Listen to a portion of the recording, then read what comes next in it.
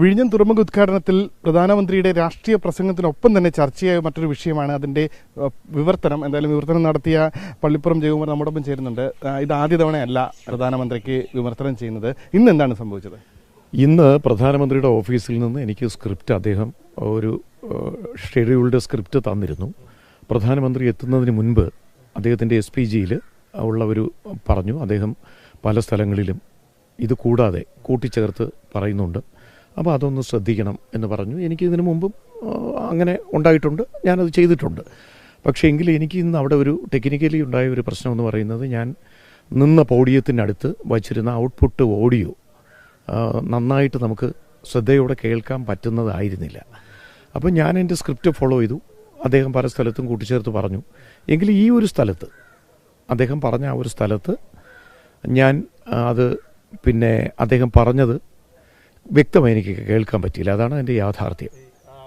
വിവർത്തനം ചെയ്ത ശേഷം, അതായത് അദ്ദേഹം പറഞ്ഞത് ഇന്ത്യ സഖ്യത്തിന്റെ എന്ന് പറയുന്നത് എയർലൈൻസ് എന്നായിപ്പോയി. പക്ഷേ ഈ പറഞ്ഞതുപോലെ അത് ഈ സ്ക്രിപ്റ്റിൽ ഉള്ളതായിരുന്നു. അത് ഉള്ളതായിരുന്നു. അദ്ദേഹം ഉടൻ തന്നെ ഞാനത് തിരുത്തി.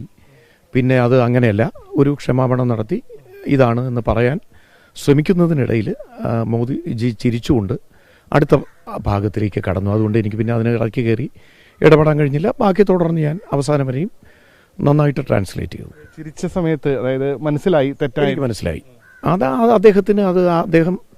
അദ്ദേഹത്തിന് ഒരുപക്ഷെ മലയാളം കേട്ടാൽ നന്നായി മനസ്സിലാവും. അതുകൊണ്ടായിരിക്കും സ്ക്രിപ്റ്റിലില്ലാത്ത മറ്റെല്ലാം പ്രധാന ഭാഗങ്ങൾ ഒരുപക്ഷെ VN വാസവന്റെ പ്രസംഗം എടുത്തു അതെല്ലാം സ്ക്രിപ്റ്റിലുണ്ടായിരുന്നു. അതിലൊന്നും ഇല്ലായിരുന്നു. അതെല്ലാം വളരെ VN വാസവന്റെ പ്രസംഗം, ശങ്കരാചാര്യജിയുമായിട്ട് ബന്ധപ്പെട്ട കാര്യങ്ങൾ, പിന്നെ ജോർജ് കുര്യൻ സാറ് രാഷ്ട്രപതിയോടൊപ്പം പോയത്, ഇതൊന്നും അതിലില്ലായിരുന്നു. അതൊക്കെ ഞാൻ കൃത്യമായിട്ട് പറഞ്ഞു. ഇവിടെ ഒരു യഥാർത്ഥ പ്രശ്നം എന്ന് പറയുന്നത് ഓഡിയോ പ്രശ്നമാണ്. എനിക്കത് വ്യക്തമായി കേൾക്കാൻ ആ സമയത്ത് കഴിഞ്ഞില്ല. അപ്പോൾ മറ്റൊരു ചോദ്യം കൂടി, സർക്കാരാണോ താങ്കൾ ആരാണ്? ഇത് വെറുതെ ഞാൻ വളരെ കാലം കൊണ്ട് പ്രധാനമന്ത്രിയുടെ അദ്ദേഹം 2014 വന്ന കാലം മുതലും ധാരാളം ഇദ്ദേഹത്തിൻ്റെ പ്രസംഗങ്ങൾ ട്രാൻസ്ലേറ്റ് ചെയ്യും. വന്ദേ ഭാരതിൻ്റെ ഉദ്ഘാടനത്തിന് വന്ന് ട്രാൻസ്ലേറ്റ് ചെയ്യും. ഇദ്ദേഹത്തിൻ്റെ സ്വാതന്ത്ര്യദിന പ്രസംഗങ്ങൾ ട്രാൻസ്ലേറ്റ് ചെയ്യും. ഡൽഹി പോയി അദ്ദേഹത്തെ കാണുകയൊക്കെ ചെയ്തിട്ടുള്ള ഒരാളായതുകൊണ്ട് എനിക്കൊരവസരം എന്നെ തേടി വന്നതാണ്.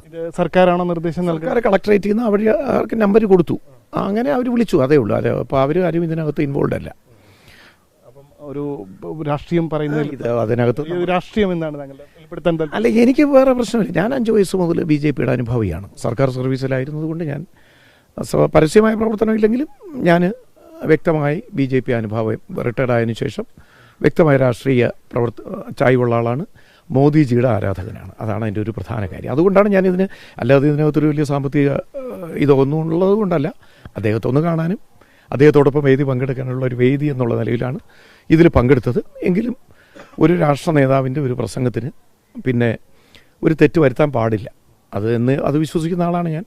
2023 താങ്കളെ അഭിനന്ദിക്കുക കൂടി ചെയ്ത ആളാണ് പ്രധാനമന്ത്രി. അക്കാര്യങ്ങളും താങ്കൾ എന്തായിരുന്നു, ഹിന്ദി അധ്യാപകർ തുടങ്ങിയ കാര്യങ്ങൾ കൂടി പ്രേക്ഷകർക്ക് വേണ്ടി. ഞാൻ ഹിന്ദി അധ്യാപകനായിരുന്നു. കഴിഞ്ഞ 2024 പെൻഷനായി. പിന്നെ മൻ കി ബാത്ത് അദ്ദേഹം 2014 തുടങ്ങുന്ന കാലം മുതൽ 100 കണക്കിന് എപ്പിസോഡ്, 121 എപ്പിസോഡ് ട്രാൻസ്ലേറ്റ് ചെയ്യുകയും ചെയ്തിട്ടുണ്ട്. അദ്ദേഹത്തിൻ്റെ പ്രസംഗങ്ങളുടെ ഹൈലൈറ്റ്സ് ഞാൻ ട്രാൻസ്ലേറ്റ് ചെയ്യുന്നുണ്ട്.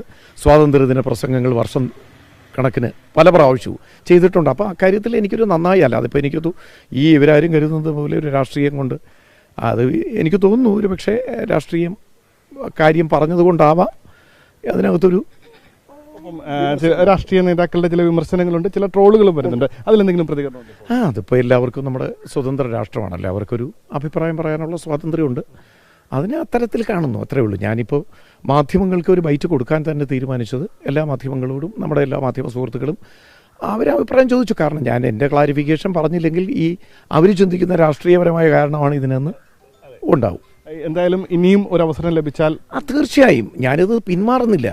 ഇതിപ്പം ആരും ഇത് പറയുന്നത് പോലെ എനിക്ക് കഴിയാത്തത് കൊണ്ടോ അല്ലെങ്കിൽ അദ്ദേഹത്തിന് പ്രധാനമന്ത്രിയോട് ആദരവില്ല, അങ്ങനെയൊന്നുമല്ല. ഇനി അവസരം കിട്ടിയാൽ ചെയ്യും. കിട്ടിയില്ലെങ്കിലും അദ്ദേഹത്തോടൊപ്പം 2 വേദികളിൽ നേരിട്ട് പങ്കെടുത്തു, ആ സന്തോഷം പങ്കുവയ്ക്കുന്നു. ഇനി കിട്ടിയില്ലെങ്കിലും പുതിയ ആളുകൾ കടന്നു വരട്ടെ. അത് എന്തായാലും വ്യക്തമാണ്. താങ്കൾക്ക് എന്തായാലും സാധാരണ നേരത്തെ തന്നെ പല സന്ദർഭങ്ങളിലും സമാനമായി ഈ ബോക്സിൽ നിന്നുള്ള ശബ്ദം ക്ലിയർ അല്ലാത്തതുകൊണ്ട് പല വിവർത്തനങ്ങൾക്കും സമാനമായ പ്രശ്നങ്ങൾ ഉണ്ടായിട്ടുണ്ട്. അദ്ദേഹം പറയുന്നത് തന്നെയാണ്, ബോധപൂർവം സംഭവിച്ചതല്ല എന്നുള്ളതാണ്.